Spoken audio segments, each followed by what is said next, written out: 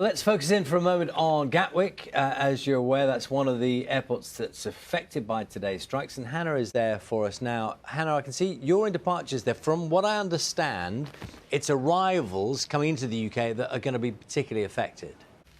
The US President Joe Biden has warned that millions of Americans are facing dangerous and threatening weather as a powerful winter storm makes its way from Canada towards the Mexican border. Mr. Biden encouraged everyone to heed warnings and bring forward Christmas travel plans where possible.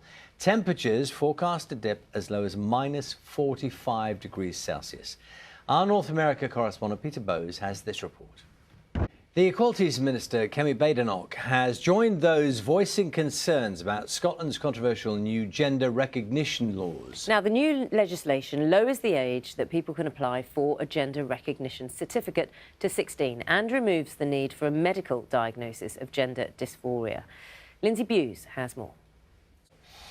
Time now has just come to 13 minutes past 7, so let's turn our attention to Christmas number ones. It is possible that chart history could be made today as the new Christmas number one is announced. So we find out this afternoon. Yeah.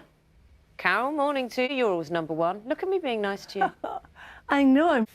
Now, health officials are warning anyone with a cough or cold to avoid spending Christmas with their grandparents this year to protect them from a surge in winter viruses. The UK Health Security Agency has urged those with symptoms to stay at home and wear face coverings in enclosed spaces.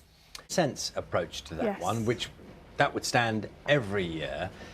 It's a bit easier said than done, that decision, because so many people at the moment are harbouring some version of a cough or a cold or something. Maybe not that severe in itself, isn't it? People being more isolated. And the other one that a lot of people are talking about is that for so long, because of COVID, we weren't getting together, so people didn't have the immune system in them to cope with things. So is it better, in a way, to have some contact with people who've done just that, and it is... There are concerns about flu-like symptoms. One, what should you look out for? Because flu is debilitating and obviously can end up in critical care with COVID at the moment. What should you do? What signs should you look out for? And then when do you call the doctor or NHS 111? How do those symptoms differ from, say, strep A symptoms, which obviously many families, I know families with WhatsApp groups, you know, amongst parents, this is the thing that they're talking about. What should they be looking at? Get a bit of time off for Christmas? It's 21 minutes past 7. Now, since Russia's invasion of Ukraine in February, breakfast has followed one tiny town in Scotland as it threw open its doors, arms, its hearts as well, to refugees fleeing the conflict. We're going to show you a mountain. Jane, thanks very much. And I think Nicola just brings... Oh, he's getting a hug now, but it just brings home exactly as warm as the communities are. They've left their homes. They've left the lives they know, and they still have families that they miss desperately. So our hearts are with them.